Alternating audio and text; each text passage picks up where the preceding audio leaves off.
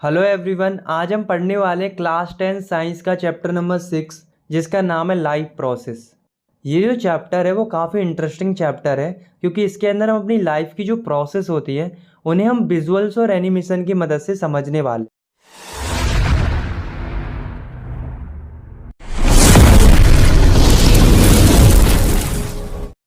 तो सबसे पहले हम जानते हैं कि लाइफ प्रोसेस क्या होती है। तो the process which maintain body functions and necessary for survival are called life process.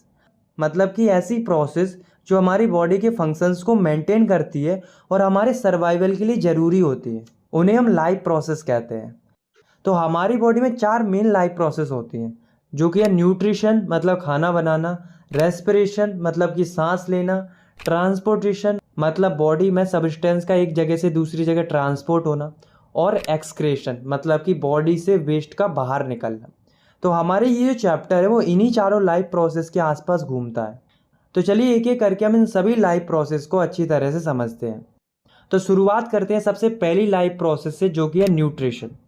तो nutrition is a process by which organism obtain nutrients from food and utilise them to obtain energy for their daily activities, building and repairing their tissues. मतलब nutrition एक ऐसी process होती है जिसमें organism food से energy obtain करते हैं अपनी डेली एक्टिविटीज़ के लिए, ताकि वो अपने टिश्यूज़ को बिल्ड और रिपेयर कर सके। यहाँ पर एक टर्म है न्यूट्रिएंट्स। तो न्यूट्रिएंट्स वे सब्सटेंस होते हैं जो लिविंग बॉडी की प्रॉपर ग्रोथ और मेंटेनेंस के लिए ज़रूरी होते हैं, जैसे कि carbohydrate, protein, vitamins, minerals etcetera, ये सभी न्यूट्रिएंट्स होते हैं। तो अब हम देखते हैं कि न्यूट्रिशन कितने टाइप्स के होते हैं। तो न्यूट्रिशन बेसिकली 2 टाइप के होते हैं, जो कि है ऑटोट्रॉपिक न्यूट्रिशन और हेटेरोट्रॉपिक न्यूट्रिशन। तो सबसे पहले हम समझते हैं ऑटोट्रॉपिक न्यूट्रिशन को। तो it is a process in which an organism prepare its own food from a simple inorganic material like water and carbon dioxide in the presence of sunlight. मतलब autotrophic nutrition एक ऐसी process होती है जिसमें organism अपना खाना simple inorganic material जैसे कि पानी और कार्बन डाइऑक्साइड से बनाते हैं सनलाइट की प्रेजेंस में। और जो ऑर्गेनिज्म ऑटोट्रॉपिक न्यूट्रिशन से खाना बनाते हैं उन्हें हम ऑटोट्रॉप्स कहते हैं। For example green plants and some bacteria. तो अब हम समझते हैं दूसरे टाइप के न्यूट्रिशन को, जो कि है हेटेरोट्रॉपिक न्यूट्रिशन।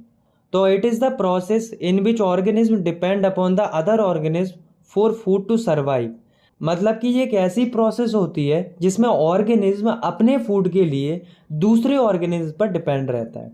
और जो ऑर्गेनिज्म हेटेरोट्रॉपिक न्यूट्रिशन से अपना खाना बनाते हैं उन्हें हम हेटेरोट्रॉप्स कहते हैं, जैसे कि ह्यूमन बींग्स, अमाइबा एक्सेट्रा।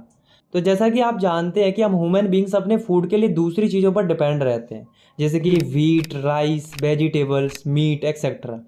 और जो प्लांट्स होते हैं वो अपना खाना खुद बना लेते हैं, वो किसी पर डिपेंड नहीं रहते हैं। तो अब हम कुछ ऑर्गेनिज्म की न्यूट्रिशन प्रोसेस को अच्छे से समझते हैं। तो सबसे पहले हम समझते हैं न्यूट्रिशन इन प्लांट्स।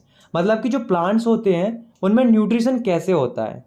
तो प्लांट्स ऑटोट्रॉपिक न्यूट्रिशन से खाना बनाते हैं, ये तो हम जानते हैं, पर यहाँ हमें उस प्रोसेस को देखना है कि प्लांट्स एक्चुअल में खाना कैसे बनाते हैं। तो प्लांट्स जो हैं वो फोटोसिंथेसिस प्रोसेस से अपना खाना बनाते हैं। तो the process in which green plants convert simple inorganic material carbon dioxide and water into complex organic food material glucose in the presence of chlorophyll and sunlight is called photosynthesis.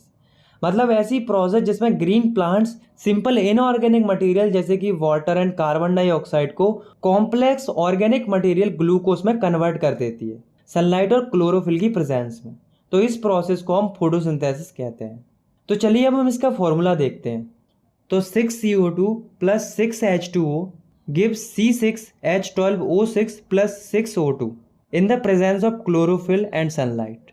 तो यहाँ पर आप देख सकते हो कार्बन डाइऑक्साइड और water के 6 molecule मिलकर ग्लूकोज बना रहे हैं और उसके साथ ऑक्सीजन के 6 मॉलिक्यूल्स रिलीज हो रहे हैं सनलाइट और क्लोरोफिल की प्रेजेंस में। तो अब हम देखते हैं कि जब फोटोसिंथेसिस प्रोसेस होती है तो हमें कौन कौन से इवेंट्स देखने को मिलते हैं। तो सबसे पहला जो इवेंट है वो है absorption of light energy by chlorophyll. तो फोटोसिंथेसिस में सबसे पहले जो लाइट एनर्जी जो कि सनलाइट से आ रही होती है वो क्लोरोफिल के द्वारा एब्जॉर्ब की जाती है। उसके बाद दूसरा जो इवेंट है वो है conversion of light energy into chemical energy and splitting of water in hydrogen and oxygen. तो जब लाइट एनर्जी क्लोरोफिल के द्वारा एब्जॉर्ब कर ली जाती है तो वह केमिकल एनर्जी में कन्वर्ट हो जाती है और जो वाटर मॉलिक्यूल्स हैं वो हाइड्रोजन और ऑक्सीजन में टूट जाते हैं। और तीसरा जो इवेंट है वो है reduction of carbon dioxide to carbohydrates. तो वाटर के स्प्लिट होने के बाद जो कार्बन डाइऑक्साइड है वो कार्बोहाइड्रेट में रिड्यूस हो जाती है। अब रिडक्शन क्या होता है ये तो हमने पहले चैप्टर में पढ़ लिया है। रिडक्शन का मतलब होता है ऑक्सीजन का रिमूव होना या फिर हाइड्रोजन का जुड़ना। तो यहाँ पर जो कार्बन डाइऑक्साइड है उसमें हाइड्रोजन ऐड हो रहा है और वो कार्बोहाइड्रेट फॉर्म कर रहा है। तो इन इवेंट्स को देखने के बाद आपको फोटोसिंथेसिस के इवेंट्स तो समझ में आ गए होंगे। तो अब हम एक इंपॉर्टेंट टर्म्स को समझते हैं जो कि क्लोरोप्लास्ट। तो these are the small organelles found in plant cell. Its content chlorophyll which absorb sunlight for photosynthesis. तो क्लोरोप्लास्ट जो है वो एक स्मॉल ऑर्गेनिल होता है जो कि प्लांट सेल में पाया जाता है जिसमें कि क्लोरोफिल भरा होता है। तो गाइज आपको ये याद रखना है कि जो क्लोरोफिल होता है वो क्लोरोप्लास्ट सेल में पाया जाता है जो कि फोटोसिंथेसिस के दौरान सनलाइट को एब्जॉर्ब करता है। तो चलिए अब हम हेटरोट्रॉपिक न्यूट्रिशन को थोड़ा डिटेल में समझ लेते हैं। तो हेटरोट्रॉपिक न्यूट्रिशन क्या होते हैं ये तो आप पहले ही समझ चुके हैं। तो यहाँ पर हम ये समझेंगे कि हेटरोट्रॉपिक न्यूट्रिशन कितने टाइप्स के होते हैं। तो हेटरोट्रॉपिक न्यूट्रिशन 3 टाइप्स के होते हैं, सैप्रोफाइटिक न्यूट्रिशन, पैरासाइटिक न्यूट्रिशन और होलोजोइक न्यूट्रिशन। तो चलिए अब हम एक एक करके इन तीनों को समझते हैं। तो सबसे पहले हम समझते हैं सैप्रोफाइटिक न्यूट्रिशन को। तो the mode of nutrition in which organism obtain food from dead and decaying organic matter. मतलब कि ऐसा न्यूट्रिशन जिसमें ऑर्गेनिज्म जो हैं वो अपना फूड मरे हुए और सड़े हुए ऑर्गेनिक मैटर से ऑब्टेन करते हैं, उसे हम सैप्रोफाइटिक न्यूट्रिशन कहते हैं। और जो ऑर्गेनिज्म सैप्रोफाइटिक न्यूट्रिशन से खाना बनाते हैं उन्हें हम सैप्रोफाइट्स कहते हैं, जैसे कि बैक्टीरिया, फंगाई एक्सेट्रा। ये जो है वो डेड और डिकेइंग ऑर्गेनिक मैटर से खाना बनाते हैं। इसके बाद हेटरोट्रॉपिक न्यूट्रिशन का जो दूसरा टाइप है वो है पैरासाइटिक न्यूट्रिशन। तो it is the type of nutrition in which the organism live on or inside the body of their host and drive food from them without killing them. मतलब ये एक ऐसा न्यूट्रिशन होता है जिसमें ऑर्गेनिज्म जो है वो होस्ट ऑर्गेनिज्म के अंदर या उसके ऊपर रहकर अपना न्यूट्रिशन पूरा करते हैं बिना उसको मारे। तो ऐसे न्यूट्रिशन को हम पैरासाइटिक न्यूट्रिशन कहते हैं। तो अब आप सोच रहे होंगे कि होस्ट ऑर्गेनिज्म कौन से ऑर्गेनिज्म होते हैं। तो ये वो ऑर्गेनिज्म होते हैं जिन पर रहकर जो छोटे छोटे पैरासाइटिक ऑर्गेनिज्म होते हैं वो अपना खाना बनाते हैं। और जो ऑर्गेनिज्म पैरासाइटिक न्यूट्रिशन से खाना बनाते हैं उन्हें हम पैरासाइट कहते हैं। जैसे कि मॉस्किटो, लाइस, ये दोनों जो ऑर्गेनिज्म होते हैं वे अपने खाने के लिए होस्ट ऑर्गेनिज्म पर डिपेंड रहते हैं, जैसे कि मॉस्किटो ह्यूमंस पर और कुछ पेट एनिमल्स पर, और लाइस भी ह्यूमंस और पेट एनिमल्स का खून चूसकर अपना खाना बनाते हैं। और तीसरा जो टाइप है हेटरोट्रॉपिक न्यूट्रिशन का वो है holozoic nutrition. The mode of nutrition that involve ingestion, digestion, absorption and assimilation of liquid और सॉलिड ऑर्गेनिक मटेरियल। मतलब कि ऐसा न्यूट्रिशन जिसमें ऑर्गेनिज्म लिक्विड या सॉलिड ऑर्गेनिक मटेरियल का इंजेशन करते हैं यानी कि खाते हैं, उसके बाद उस खाने को एब्जॉर्ब करते हैं, फिर उसे एनर्जी लेते हैं, फिर जो वेस्ट बनता है उसे बाहर निकाल देते हैं। For example amoeba, human beings etcetera. तो चलिए अब हम समझते हैं हेटरोट्रॉपिक न्यूट्रिशन के कुछ एग्जाम्पल्स को। तो सबसे पहले हम समझते हैं कि जो अमीबा होता है उसमें न्यूट्रिशन कैसे होता है। तो अमीबा जो है वो अपना खाना होलोजोइक न्यूट्रिशन से बनाता है और ये एक यूनिसेलुलर ऑर्गेनिज्म होता है। तो इसलिए अमीबा के अंदर जो न्यूट्रिशन हमें देखने को मिलता है वो अदर ऑर्गेनिज्म से काफ़ी अलग देखने को मिलता है, क्योंकि अमीबा के अंदर न्यूट्रिशन की सारी प्रोसेस एक सिंगल सेल के अंदर होती है। तो अमीबा जो है वो एक एक्वाटिक ऑर्गेनिज्म होता है। एक्वाटिक ऑर्गेनिज्म का मतलब पानी में रहने वाला ऑर्गेनिज्म होता है।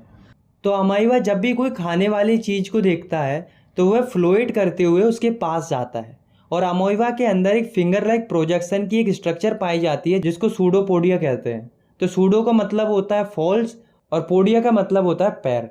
वो अमीबा के फॉल्स पैरों का काम करता है। तो जब भी कोई फूड पार्टिकल अमीबा के पास आता है तो अमीबा सूडोपोडिया की हेल्प से उस फूड मटेरियल को इंगल्फ कर लेता है, मतलब घेर लेता है और उसे अपने अंदर ले लेता है। और इस फूड मटेरियल को अमीबा अपने टेम्पररी स्टोमक यानी कि फूड वैक्यूल में भेज देता है, जहाँ पर उस फूड पार्टिकल का डाइजेशन होता है और उससे जो एनर्जी रिलीज होती है उसे अमीबा अपनी लाइफ प्रोसेस को कंटिन्यू करने के लिए इस्तेमाल करता है। और लास्ट में जो वेस्ट बचता है उसे अमीबा ऐसा स्ट्रक्चर बनाकर बाहर फेंक देता है। इस प्रोसेस को हम एजिशन कहते हैं। एजिशन का मतलब होता है अनयूज्ड सब्सटेंस को बाहर निकालना। तो अब हम एक और ऑर्गेनिज्म के अंदर न्यूट्रिशन को समझते हैं जो कि है न्यूट्रिशन इन ह्यूमन बींग्स। तो ह्यूमन बींग्स में जो न्यूट्रिशन होता है वो काफ़ी कॉम्प्लेक्स प्रोसेस के द्वारा होता है, जिसमें कि 5 प्रोसेस होती हैं, जो कि ingestion, digestion, absorption, assimilation and excretion. तो चलिए समझते हैं इनको। तो सबसे पहले हम फूड को अपने हाथों से अपने मुंह में रखते हैं और इस प्रोसेस को हम इंजेशन कहते हैं। और जैसे ही खाना मुंह में पहुंचता है वहीं से डाइजेशन की जो प्रोसेस होती है वो शुरू हो जाती है। तो सबसे पहले जब खाना मुंह में पहुंचता है तो हमारे जो टीथ होते हैं, जैसा कि आप इस डायग्राम में भी देख सकते हो, वो फूड को छोटे छोटे पार्ट्स में ब्रेक कर देते हैं। उसके बाद जो हमारे माउथ में टंग होती है वो फूड को टेस्ट करती है और फूड को माउथ के अंदर रोटेट करती है। और उसके बाद हमारे माउथ में एक ग्लैंड पाई जाती है जिसे सलाइवरी ग्लैंड बोलते हैं। वो सलाइवा प्रोड्यूस करती है, जिसमें कि सलाइवरी अमाइलेज नाम का एक एंजाइम पाया जाता है, जो कि फूड में प्रेजेंट कुछ स्टार्च को शुगर में ब्रेक डाउन कर देता है। और यहाँ तक जो प्रोसेस हो रही है वो हमारे माउथ के अंदर हो रही है। जब फूड को चबा लिया जाता है और उसमें प्रेजेंट कुछ स्टार्च को शुगर में कन्वर्ट कर दिया जाता है, तो जो फूड होता है वो ईसोफेगस, जिसे हम फूड पाइप भी कहते हैं, जो कि एक ट्यूब लाइक स्ट्रक्चर होता है जो कि माउथ को स्टोमक से कनेक्ट करता है, जैसा कि आप इस डायग्राम में भी देख सकते हो। ये जो है वो फूड को स्टोमक में पुश करता है और जिस मूवमेंट से ये ईसोफेगस फूड को पुश करता है वो मूवमेंट होता है peristaltic movement. Basically it is the contraction and expansion movement of walls of food pipe. मतलब कि फूड पाइप की बॉल्स का कॉन्ट्रैक्शन और रिलैक्सेशन के मूवमेंट को पेरिस्टाल्टिक मूवमेंट कहते हैं, जो कि फूड को स्टोमक में पुश करने में मदद करता है। तो यहाँ पर फूड जो है वो ईसोफेगस के द्वारा माउथ से स्टोमक में आ जाता है। तो स्टोमक जो है वो एक जे शेप्ड ऑर्गन होता है और जब फूड स्टोमक के अंदर आ जाता है तो स्टोमक में जो ग्लैंड होते हैं वो गैस्ट्रिक जूस सिक्रेट करते हैं और जो गैस्ट्रिक जूस होते हैं वो 3 सब्सटेंस रिलीज करते हैं, जो कि है एचसीएल, पेप्सिन एंड म्यूकस।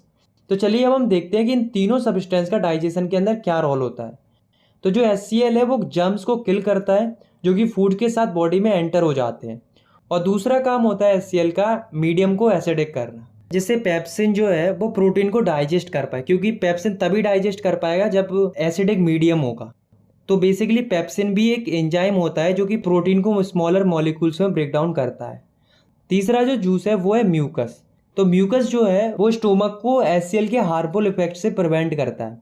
अगर म्यूकस सीक्रेट नहीं होगा तो एचसीएल जो है वो हमारे स्टोमक की बॉल्स को डैमेज कर सकता है।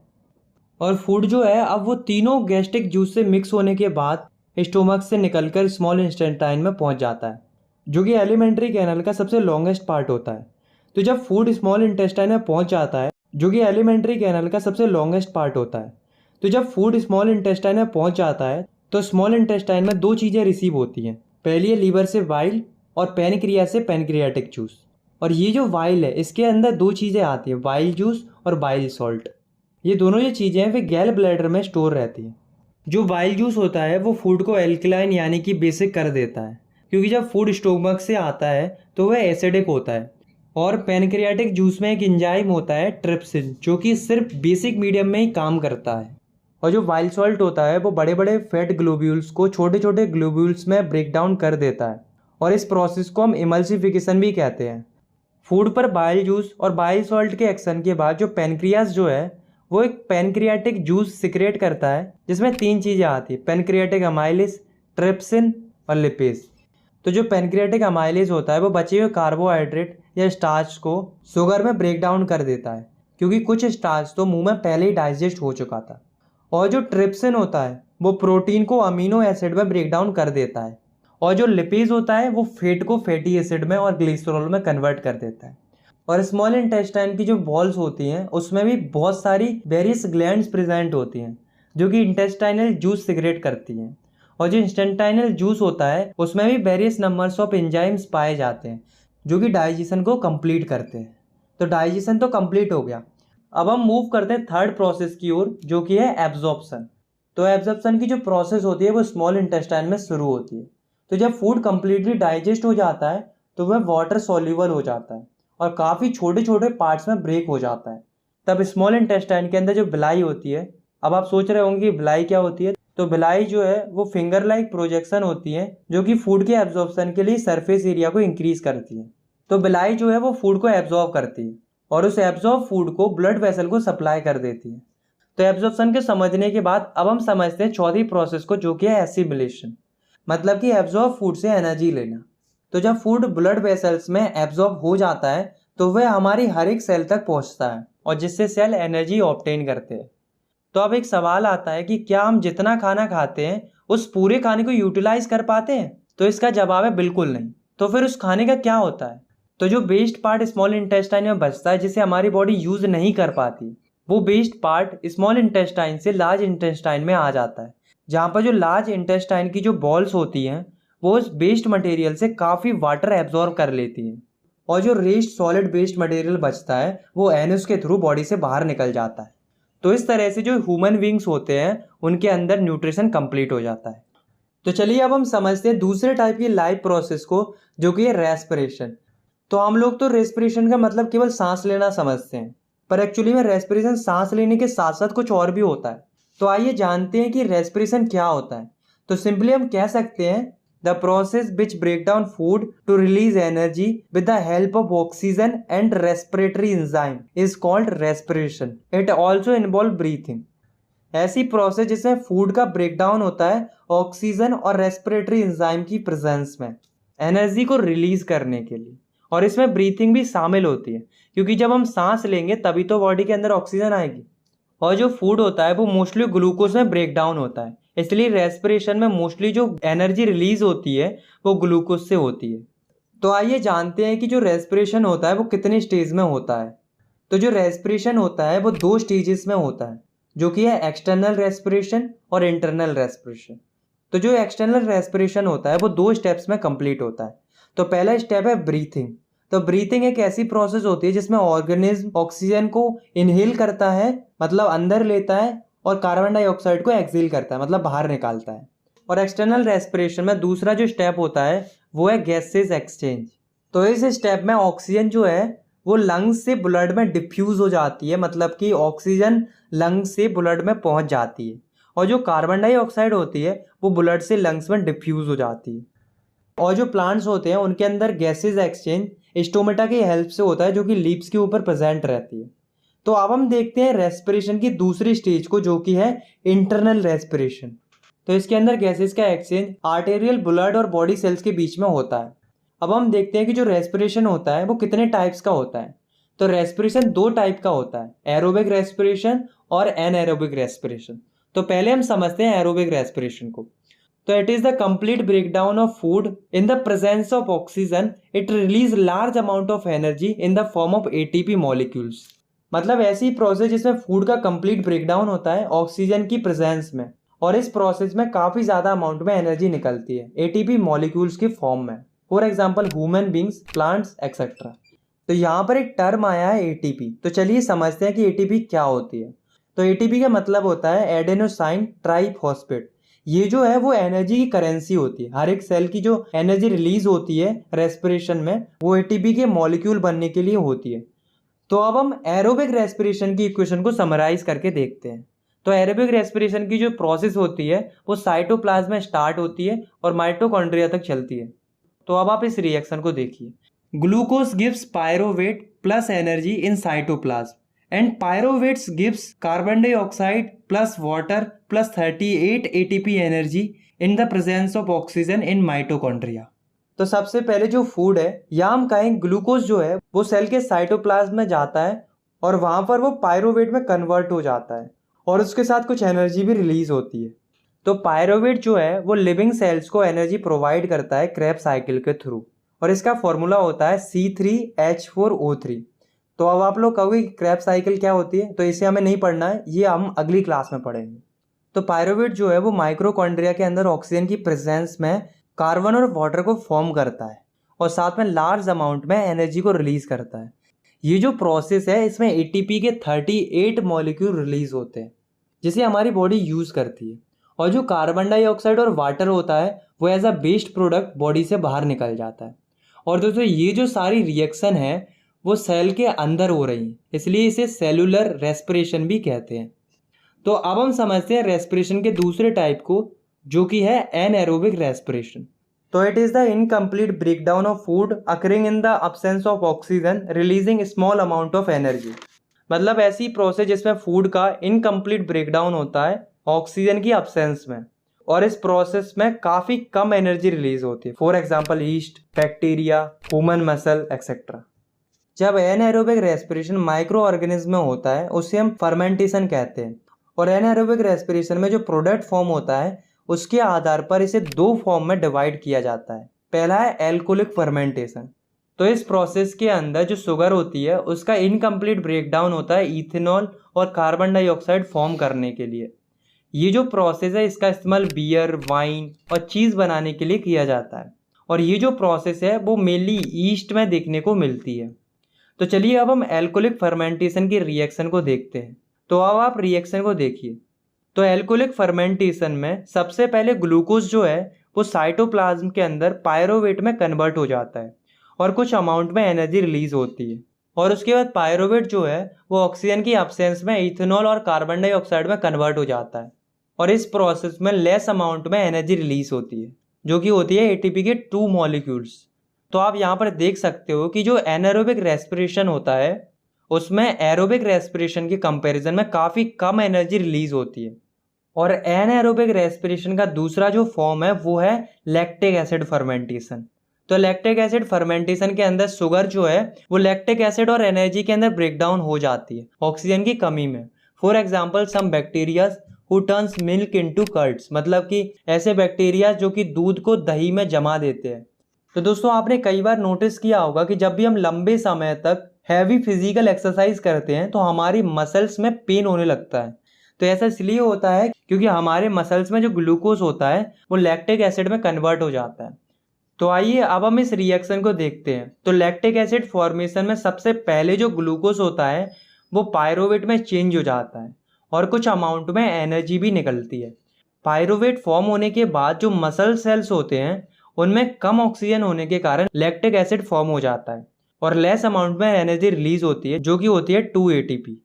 तो अब हम कुछ ऑर्गेनिज्म के अंदर रेस्पिरेशन की जो प्रोसेस होती है उसे हम समझते हैं।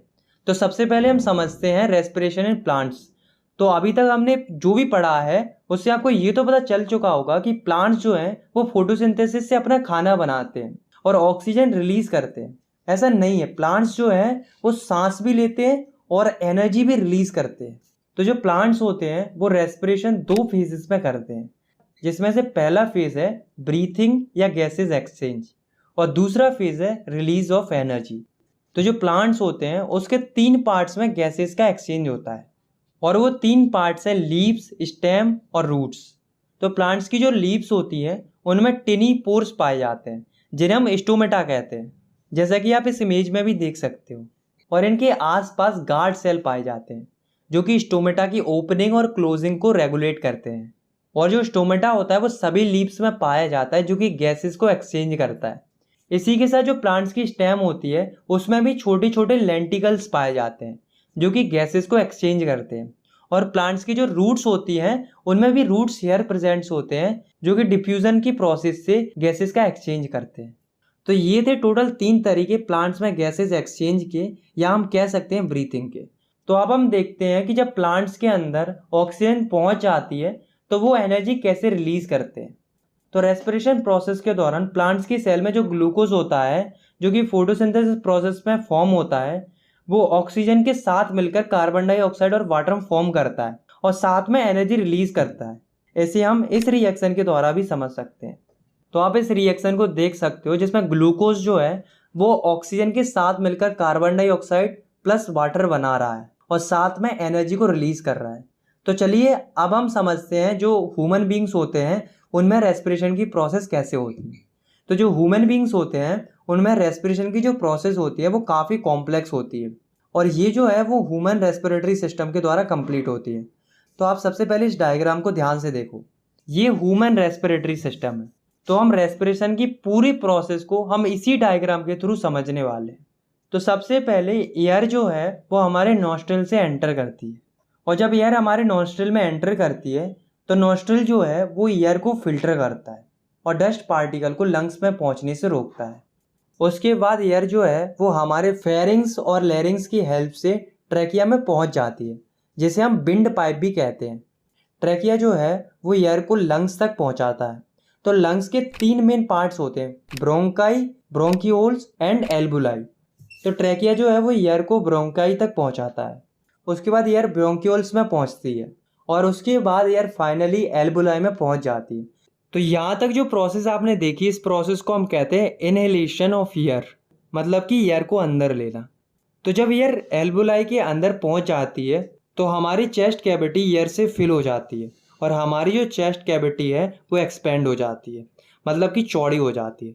जैसा कि हम महसूस भी करते हैं जब हम सांस अंदर लेते हैं तो हमारी चेस्ट एक्सपेंड हो जाती है, यानी कि बड़ी हो जाती है। अब हम देखते हैं कि जब इनहेलेशन हो जाता है तो उसके बाद एयर का एल्वुलाई के अंदर क्या होता है। तो एल्वुलाई जो होती है वो रेस्पिरेशन में गैसेज एक्सचेंज की साइट होती है। तो इनहेलेशन के बाद दूसरी जो प्रोसेस होती है वो होती है एक्सचेंज ऑफ गैसेस, जो कि एल्वुलाई में होती है। तो गैसेस के एक्सचेंज को समझने के लिए हमें एल्वुलाई के डायग्राम को देखना पड़ेगा। तो एल्वुलाई जो है वो एक बैलून लाइक स्ट्रक्चर होती है जो कि गैसेस के एक्सचेंज के लिए सरफेस प्रोवाइड करती है। और जो एल्वुलाई की वॉल्स होती हैं वो ब्लड वेसल से कनेक्ट रहती हैं, जैसा कि आप इस डायग्राम में भी देख सकते हो। तो अब आप समझो कि जो एल्वुलाई है उसके अंदर जो गैस है वो है ऑक्सीजन, और ब्लड वेसल्स जो कि एल्वुलाई से कनेक्ट हैं उसमें ब्लड्स के साथ साथ कौन सी गैस फ्लो हो रही है, CO2। तो जो एल्वुलाई की जो वॉल्स होती हैं वो काफ़ी थिन होती हैं। तो एल्वुलाई की जो वॉल्स हैं उसके द्वारा जो ऑक्सीजन है वो ब्लड में डिफ्यूज़ हो जाती है और ब्लड में से जो कार्बन डाइऑक्साइड होती है वो एल्वुलाई में पहुंच जाती है। तो यहाँ पर जो है हमारी एल्वुलाई के अंदर गैसेस का एक्सचेंज हो चुका है। तो अब सवाल ये आता है कि जब ऑक्सीजन ब्लड में पहुंच जाती है तो ऑक्सीजन का क्या होता है। तो जब ऑक्सीजन ब्लड में पहुंच जाती है तो वह हीमोग्लोबिन से जुड़कर एक ऑक्सी हीमोग्लोबिन नाम का एक पिगमेंट बना लेती है, जिसके बाद ब्लड इनको डिफरेंट सेल्स और टिश्यूज तक लेकर जाता है। और जो हीमोग्लोबिन होता है वो रेड कलर का पिगमेंट होता है जो कि ब्लड में पाया जाता है, जो कि ऑक्सीजन को हर एक सेल्स और टिश्यूज के अंदर लेकर जाता है। तो इसके आगे जो प्रोसेस होती है वो हम ट्रांसपोर्टेशन में पढ़ेंगे। तो अब हम वापस एल्वुलाई की तरफ चलते हैं और ये देखते हैं कि जो कार्बन डाइऑक्साइड एल्वुलाई में है वो बॉडी से बाहर कैसे निकलती है। तो जब ऑक्सीजन बॉडी में एंटर हो जाती है तो CO2 जो है वो एल्वुलाई से ट्रैकिया में पहुंच जाती है और उसके बाद CO2 जो है वो नॉस्ट्रिल के द्वारा बाहर निकल जाती है और इस प्रोसेस को हम एक्सहेलेशन कहते हैं। और जब CO2 बॉडी से बाहर निकलती है तो जो हमारी चेस्ट कैविटी होती है वो कॉन्ट्रैक्ट हो जाती है, मतलब कि सिकुड़ जाती है। तो अभी जो आपने 3 प्रोसेस देखी, inhalation, exchange of gases and exhalation, ये हमारी बॉडी के अंदर बहुत ही जल्दी जल्दी चलती है और ये तीनों मिलकर ह्यूमंस के अंदर। तो अब हम समझते हैं तीसरी लाइफ प्रोसेस को, जो कि है ट्रांसपोर्टेशन। तो ट्रांसपोर्टेशन का मतलब होता है किसी भी सब्सटेंस का एक जगह से दूसरी जगह मूवमेंट होना। तो जब रेस्पिरेशन की प्रोसेस होती है तो कुछ यूजफुल और कुछ वेस्ट प्रोडक्ट फॉर्म होते हैं। तो जो यूजफुल प्रोडक्ट होते हैं उन्हें बॉडी के हर एक सेल में ट्रांसपोर्ट होने की ज़रूरत पड़ती है। तो चलिए अब हम देखते हैं कि जो ऑर्गेनिज्म होते हैं उनमें ट्रांसपोर्टेशन की प्रोसेस किस प्रकार से होती है। तो सबसे पहले हम समझते हैं ट्रांसपोर्टेशन इन ह्यूमंस, मतलब जो ह्यूमन बींग्स होते हैं उनमें सब्सटेंस कैसे ट्रांसपोर्ट होते हैं। तो जो ह्यूमन बींग्स होते हैं उनमें ट्रांसपोर्टेशन 2 सिस्टम से होता है, जिसमें से पहला है ब्लड और दूसरा है लिम्फ, जिसे हम टिश्यू फ्लूइड भी कहते हैं। तो सबसे पहले हम समझते हैं ब्लड के बारे में कि जो ब्लड है इसमें होता क्या है, ये कौन कौन सी चीज़ों से मिलकर बना होता है। या सिंपली हम कह सकते हैं, हम पढ़ने वाले हैं कंपोनेंट्स ऑफ ब्लड, कि ब्लड जो है वो बेसिकली किन किन कंपोनेंट्स से मिलकर बना होता है। तो ब्लड मेनली 4 कंपोनेंट्स से मिलकर बना होता है, plasma, RBC, WBC and platelets. तो अब हम इन चारों कंपोनेंट्स को अच्छे से समझ लेते हैं। तो हम स्टार्ट करते हैं प्लाज्मा से। तो प्लाज्मा जो है वो स्ट्रॉ कलर्ड फ्लूइड होता है। स्ट्रॉ कलर मतलब येलोइश कलर, जैसा कि आप इस डायग्राम में भी देख सकते हो, जिसमें 90 से लेके 92% वाटर होता है और 6 to 8% प्रोटीन होता है। और इसके साथ साथ इसके अंदर मिनरल्स, विटामिन्स भी पाए जाते हैं। और जितने बचे हुए कंपोनेंट्स हैं जैसे कि RBC, WBC, प्लेटलेट्स, वो सब प्लाज्मा में डिसॉल्व रहते हैं। तो अब हम समझते हैं ब्लड्स के नेक्स्ट कंपोनेंट को, जो कि है RBC यानी कि रेड ब्लड सेल, जिन्हें हम एराइथ्रोसाइट्स भी कहते हैं। ये जो है वो कुछ इस प्रकार से दिखते हैं, जो कि शेप में बाइकॉन्केव होते हैं और इनके अंदर न्यूक्लियस नहीं होता है और ना ही कोई और सेल ऑर्गेनेल्स होती है। और RBC के अंदर एक बहुत ही इंपॉर्टेंट आयरन रिच पिगमेंट पाया जाता है, जो कि है हीमोग्लोबिन, जो कि ऑक्सीजन के साथ मिलकर ऑक्सी हीमोग्लोबिन फॉर्म करता है और ऑक्सीजन के ट्रांसपोर्ट में काफ़ी मदद करता है। तो अब हम समझते हैं ब्लड के तीसरे कंपोनेंट को, जो कि है WBC यानी कि वाइट ब्लड सेल, जिन्हें हम ल्यूकोसाइट भी कहते हैं। ये जो हैं वो फैगोसाइटिक सेल होते हैं जो कि बॉडी की हेल्प करते हैं इन्फेक्शन से फाइट करने में, और ये बॉडी को प्रोटेक्ट करते हैं हार्मफुल फॉरेन मटेरियल से। तो अब हम देखते हैं ब्लड के चौथे कंपोनेंट को, जो कि है प्लेटलेट्स, जिन्हें हम थ्रोम्बोसाइट भी कहते हैं। इनका जो फंक्शन होता है वो है क्लोटिंग ऑफ ब्लड, मतलब कि खून का थक्का जमना। आपने नोटिस किया होगा कि जब हमारे चोट लग जाती है या फिर छोटा मोटा कट लग जाता है तो उस जगह से खून निकलने लगता है, लेकिन जो ब्लड निकलता है वो कुछ टाइम बाद अपने आप ही निकलना बंद हो जाता है। ऐसा इसलिए होता है क्योंकि ब्लड में जो प्लेटलेट्स होती हैं वो क्लॉट फॉर्म कर लेती हैं, जिससे ब्लड फ्लो होना बंद हो जाता है। तो ब्लड के बारे में तो हमने समझ लिया और ये भी जान लिया कि ब्लड बॉडी में फ्लो होता है, लेकिन ब्लड जो है वो बॉडी में अपने आप ही तो फ्लो नहीं होता होगा ना। तो बॉडी में कोई ना कोई ऐसा ऑर्गन तो होता ही होगा जो ब्लड को पूरी बॉडी में पंप करता होगा। तो जो ऑर्गन पूरी बॉडी को ब्लड पंप करता है वो होता है हार्ट। तो हार्ट जो है वो ब्लड को ब्लड वेसल के थ्रू पंप करता है। तो चलिए अब हम हार्ट के बारे में अच्छे से समझ लेते हैं। तो हार्ट जो है वो एक मस्कुलर ऑर्गन होता है जो कि कार्डियक मसल से बना होता है। कार्डियक मसल जो है वो स्पेशल मसल्स होती हैं जो कि सिर्फ हार्ट में पाई जाती हैं, और हार्ट जो है वो चेस्ट कैविटी में लोकेटेड रहता है। ज़्यादातर लोग ये सोचते हैं कि हार्ट जो है वो चेस्ट कैविटी में लेफ्ट साइड में प्रेजेंट होता है, लेकिन गाइस ऐसा नहीं है।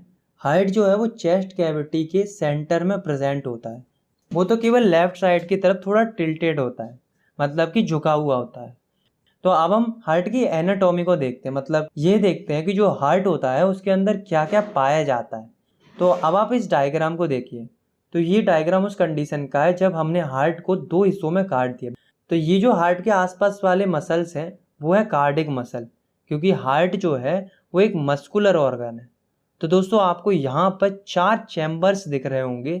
तो जो ऊपर वाले चैम्बर्स होते हैं उन्हें एट्रियम बोला जाता है, और जो नीचे वाले चैम्बर्स होते हैं उन्हें वेंट्रिकल्स बोला जाता है। ये जो हार्ट में ऊपर की राइट साइड में जो चैम्बर है वो है राइट एट्रियम, और लेफ्ट में जो चैम्बर है वो है लेफ्ट एट्रियम, और नीचे की साइड ये वाला जो चैम्बर है वो है राइट वेंट्रिकल, और ये वाला जो चैम्बर है वो है लेफ्ट वेंट्रिकल। तो गाइज आपको यहाँ पर एक लेयर दिख रही होगी। ये जो लेयर है वो इस ट्यूब के पीछे भी है। इस लेयर को सेप्टा बोला जाता है। तो ये जो है वो बेसिकली पार्टीशन है। अब आप कहोगे कि कैसा पार्टीशन है? तो ये जो है वो है राइट एट्रियम और ये है राइट वेंट्रिकल। तो ये हो गया हार्ट का राइट पोर्शन, और ये है लेफ्ट एट्रियम और ये है लेफ्ट वेंट्रिकल। तो ये हो गया हार्ट का लेफ्ट पोर्शन। तो जो सेप्टल लेयर होती है वो राइट पोर्शन और लेफ्ट पोर्शन के बीच में लेयर होती है, जो कि राइट पोर्शन के मटेरियल को लेफ्ट में जाने से और लेफ्ट पोर्शन के मटेरियल को राइट में जाने से रोकती है।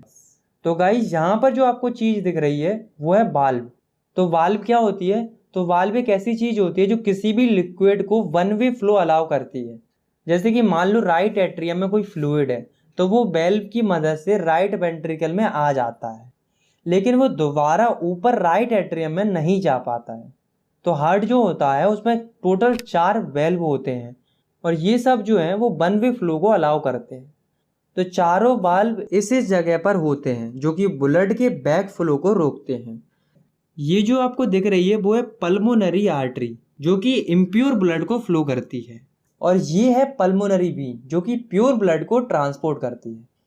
और हमारा जो हार्ट होता है उसके चारों तरफ एक लेयर होती है जिसे हम पेरिकार्डियम कहते हैं, जो कि हार्ट को प्रोटेक्ट करती है और उसे शेप देती है। तो अब हम देखते हैं कि जो हमारा हार्ट है वो काम कैसे करता है। सबसे पहले जो डीऑक्सीजनेटेड ब्लड होता है वो बॉडी से हार्ट के राइट एट्रियम में आता है। डीऑक्सीजनेटेड ब्लड यानी कि वो ब्लड जो कार्बन डाइऑक्साइड को कैरी करता है, और ये ब्लड बीन्स में फ्लो होता है।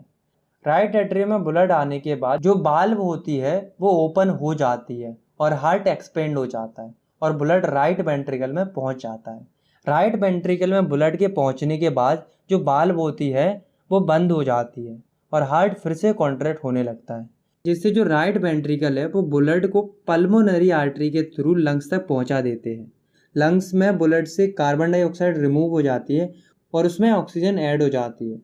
तो जो डीऑक्सीजनेटेड ब्लड लंग्स में पहुंचा था वो अब ऑक्सीजनेटेड हो जाता है। उसके बाद जो ऑक्सीजनेटेड ब्लड होता है वो लेफ्ट एट्रियम में लाया जाता है पल्मोनरी वीन के थ्रू। लेफ्ट एट्रियम में ब्लड के आने के बाद वह वाल्व के थ्रू लेफ्ट वेंट्रिकल में आ जाता है। उसके बाद उस ब्लड को सभी बॉडी पार्ट्स में पंप कर दिया जाता है अरोटा के थ्रू। तो यहाँ पर आपने देखा कि जो ब्लड होता है वो हार्ट में 2 बार सर्कुलेट होता है। तो ब्लड की हार्ट में 2 बार सर्कुलेशन की प्रोसेस को हम कहते हैं डबल सर्कुलेशन। तो चलिए इसे हम डायग्राम की हेल्प से समझते हैं।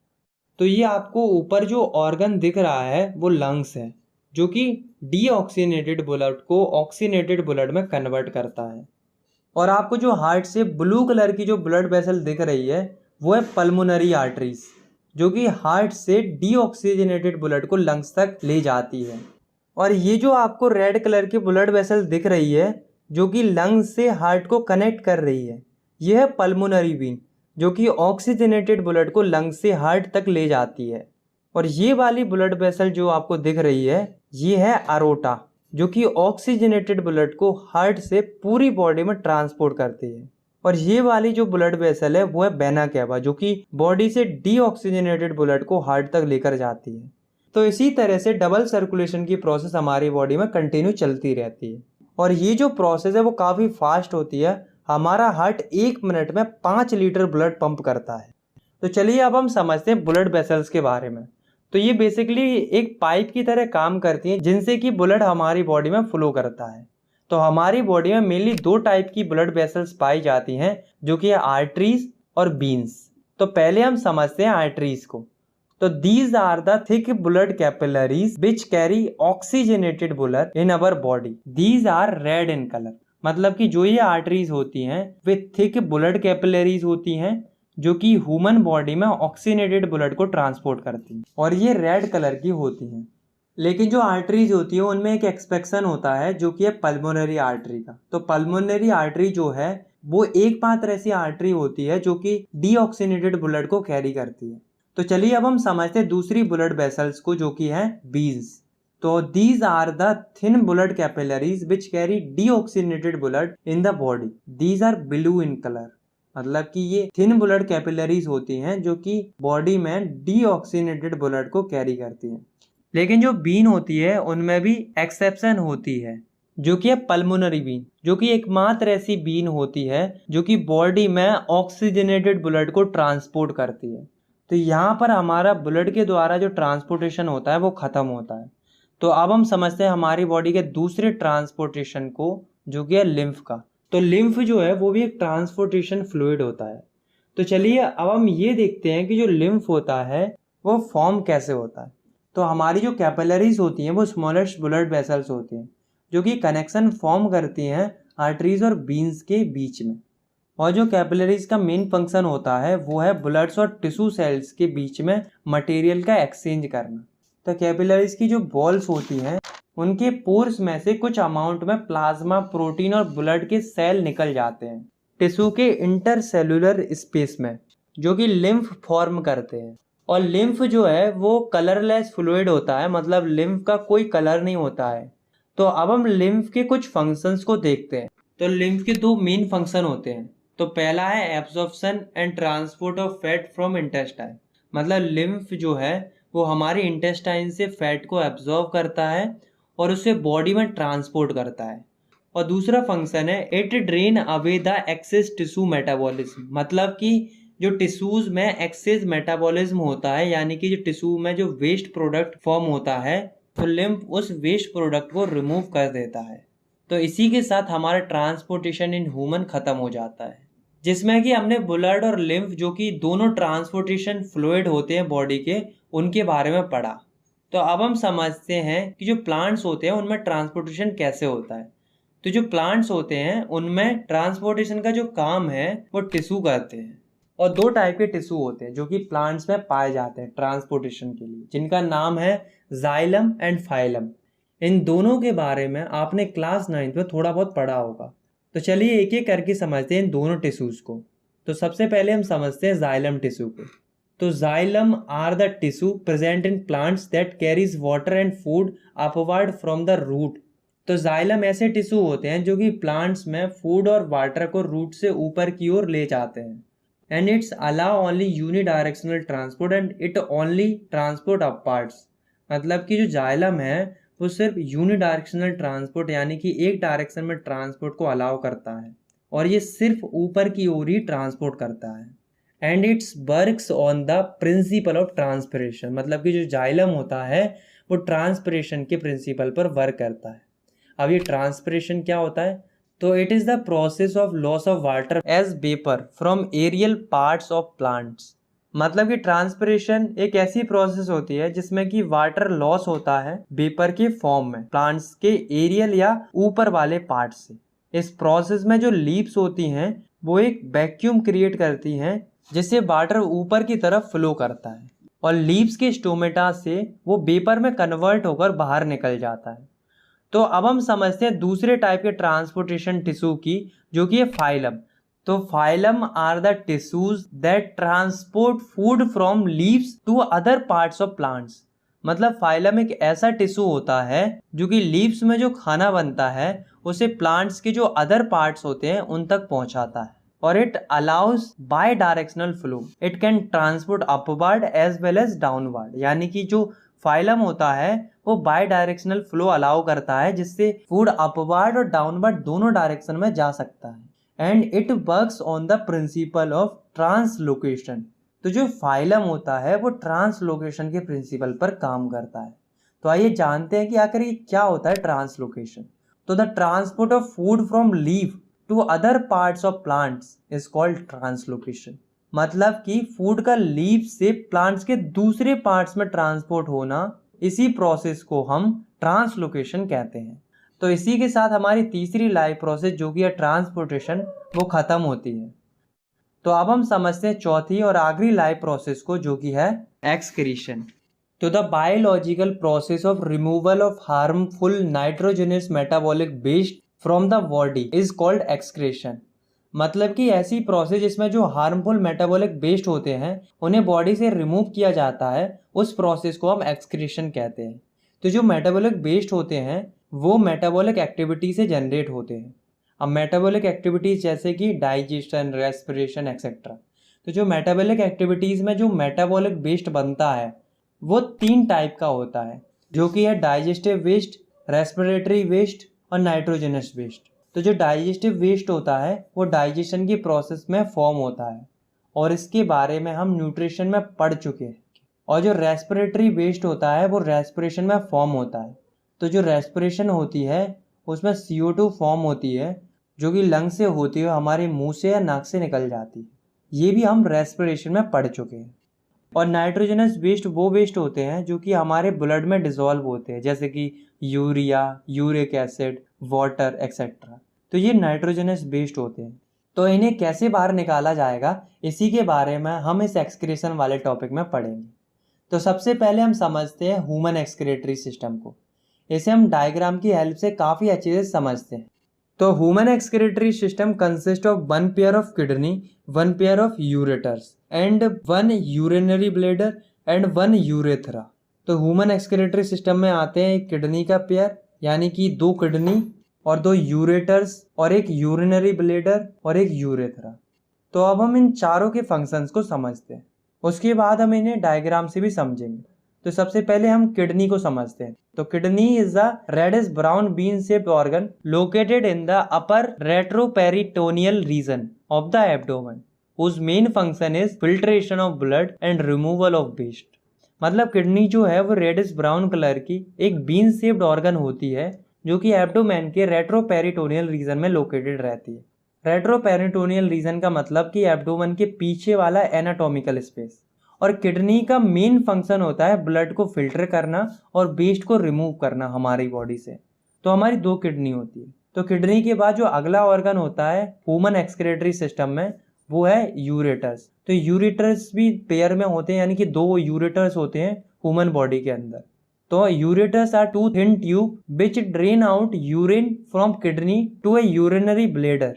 तो यूरेटर्स जो है वो 2 पतली ट्यूब्स होती हैं जो किडनी में जो यूरिन फॉर्म होता है जो कि ब्लड का एक वेस्ट प्रोडक्ट होता है उसे ट्रांसफर कर देता है यूरिनरी ब्लैडर में। तो यूरिनरी ब्लैडर जो है उसमें यूरिन जो है वो टेम्पररी स्टोर रहती है।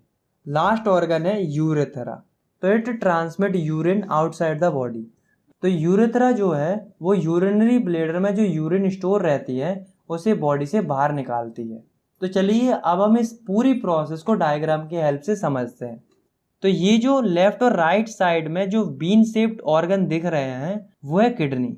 तो जो किडनी है इसके अंदर ब्लड आता है रीनल आर्टरीज के थ्रू, जो कि ये अरोटा आपको दिख रहा है इससे कनेक्टेड होती है और ये आपको रेड कलर की दिख रही है। तो दोनों किडनी में जो ब्लड है वो रीनल आर्टरीज से आता है। तो जब किडनी में ब्लड आ जाता है तो किडनी उस ब्लड को फिल्टर कर देती है और उसमें जो वेस्ट बनता है यूरिन उसको अलग कर देती है। और जो ब्लड फिल्टर हो चुका है वो रीनल वीन जो कि वेना केवा से कनेक्टेड होती है, जो कि आपको ब्लू कलर की दिख रही है, उससे वापस चला जाता है। तो अब ब्लड तो फिल्टर होकर वापस चला गया, तो जो वेस्ट या यूरिन बनता है वो इस वाली पाइप से जो कि है यूरेटर, उससे यूरिनरी ब्लैडर में पहुंच जाता है। और जो यूरेटर है वो दोनों किडनी से कनेक्ट रहता है यूरिनरी ब्लैडर तक। तो यूरिनरी ब्लैडर में यूरिन के आने के बाद वो वहाँ पर टेम्पररी स्टोर रहता है, उसके बाद वो यूरेथ्रा से बॉडी से बाहर निकल जाता है। तो यहाँ पर हमारे ह्यूमन एक्सक्रीटरी सिस्टम में जो प्रोसेस होती है वो खत्म होती है। आपने पढ़ा कि जो किडनी होती है वो ब्लड को फिल्टर करती है, लेकिन क्वेश्चन यहाँ पर ये अराइज होता है कि आखिर किडनी के अंदर ऐसा क्या होता है जिससे वो ब्लड को फिल्टर करती है। तो किडनी के अंदर फिल्ट्रेशन यूनिट होती है जिसे हम नेफ्रॉन कहते हैं। तो हर एक किडनी के अंदर अप्रोक्सीमेटली 1 मिलियन यानी कि 10 लाख फिल्ट्रेशन यूनिट होती हैं जिन्हें हम नेफ्रॉन्स कहते हैं। तो nephrons are filtration units of kidney. It consist of a tube which is connected to duct and a cup shaped structure that is Bowman capsule। मतलब कि नेफ्रॉन जो है वो किडनी की एक फिल्ट्रेशन यूनिट होती है जिसमें कि एक ट्यूब होता है जो कि डक्ट से कनेक्टेड होता है और ये कप शेप की स्ट्रक्चर से भी कनेक्टेड होता है जिसे हम बोमैन कैप्सूल कहते हैं। तो बोमैन कैप्सूल जो है वो ब्लड को फिल्टर करता है और यूरिन को कलेक्ट करता है। उसके बाद नेफ्रॉन का अगला पार्ट है हेनलेज लूप। तो हेनले लूप जो होता है वो लॉन्ग यू शेप्ड पोर्शन होता है जो कि ग्लूकोज, अमीनो एसिड और वाटर का रीऑब्जॉर्प्शन करता है। उसके बाद यूरिन जो है वो डक्ट के थ्रू यूरेटर में एंटर हो जाती है और वो यूरिनरी ब्लैडर में कलेक्ट हो जाती है। तो चलिए नेफ्रॉन के अंदर की पूरी प्रोसेस को हम डायग्राम के थ्रू समझ लेते हैं। तो यहाँ पर आपको जो ये कप लाइक स्ट्रक्चर दिख रहा है वो है बोमैन कैप्सूल और ये जो बोमैन कैप्सूल है वो कनेक्ट होता है इस वाली येलो ट्यूब से और इन ट्यूब्स के आसपास जो आपको रेड और ब्लू कलर की स्मॉल ट्यूब्स लाइक स्ट्रक्चर दिख रही हैं ये हैं ब्लड कैपिलरीज। जो ब्लू वाली है वो है रेनल वीन और जो रेड वाली है वो है रेनल आर्टरी। उसके बाद ये ट्यूब जो है वो कनेक्ट होती है डक्ट से। तो अब आप देखिए यहाँ पर इस डक्ट से एक नेफ्रॉन कनेक्ट है और ऐसे ही यहाँ पर दूसरा नेफ्रॉन कनेक्ट है और यहाँ पर अगले ऐसे ही काफ़ी सारे नेफ्रॉन डक्ट पर कनेक्ट है। तो सबसे पहले जो रीनल आर्टरी होती है उससे ब्लड जो है वो बोमैन कैप्सूल में पहुँचता है। वहाँ पर ब्लड जो है वो फिल्टर होता है और यूरिन को कलेक्ट किया जाता है। उसके बाद इनको इन ट्यूब्स से हेनले लूप तक पहुँचाया जाता है। हेनले लूप के अंदर जो बोमैन कैप्सूल में ब्लड फिल्टर हुआ है उससे ग्लूकोज और अमीनो एसिड और जो यूरिन है उससे वाटर रीएब्जॉर्ब होता है और जो बचा हुआ जो वेस्ट होता है वो इस ट्यूब से डक्ट में आ जाता है। उसके बाद यूरिन डक्ट के थ्रू यूरेटर में पहुंच जाती है और यूरिनरी ब्लैडर में कलेक्ट हो जाती है। तो इसी के साथ हमारा जो टॉपिक है एक्सक्रीशन इन ह्यूमंस वो ख़त्म हो जाता है। तो अब हम समझते हैं कि जो प्लांट्स होते हैं उनमें एक्सक्रीशन की प्रोसेस कैसे होती है। तो जो प्लांट्स होते हैं उनमें 3 टाइप्स का वेस्ट फॉर्म होता है, जो कि है गैसियस वेस्ट जिसमें कि ऑक्सीजन और CO2 आती है जो कि फोटोसिंथेसिस और रेस्पिरेशन में फॉर्म होती है। दूसरा है लिक्विड वेस्ट जिसमें कि वाटर आता है और तीसरा है सॉलिड वेस्ट जो कि प्लांट्स की लीव्स और बार्क्स में स्टोर हो जाता है। तो अब हम ये देखते हैं कि प्लांट्स इन वेस्ट को रिमूव कैसे करते हैं। तो प्लांट्स जो गैसेस वेस्ट होते हैं उन्हें स्टोमेटा के थ्रू बाहर निकाल देते हैं और जो लिक्विड वेस्ट होता है जो कि वाटर होता है वो प्लांट्स उसे भी स्टोमेटा के थ्रू ट्रांसपिरेशन की प्रोसेस से रिमूव कर देता है। इसके अलावा प्लांट्स अपनी ओल्ड लीव्स और बार्क्स को अपनी बॉडी से अलग करके जो सॉलिड वेस्ट होता है उसे रिमूव कर देता है। तो यहाँ पर ख़त्म होता है हमारा एक्सक्रीशन इन प्लांट। तो दोस्तों अब हमने चारों लाइफ प्रोसेस को अच्छे से समझ लिया और इसी के साथ हमारा ये चैप्टर यहाँ पर ख़त्म होता है। आई होप आपको ये चैप्टर समझ में आ गया होगा। अगर आपको ये वीडियो पसंद आई तो आप इस वीडियो को लाइक कर सकते हो और चाहो तो आप इस चैनल को सब्सक्राइब भी कर सकते हो क्लास 10th की साइंस की वीडियोस और आगे देखने के लिए।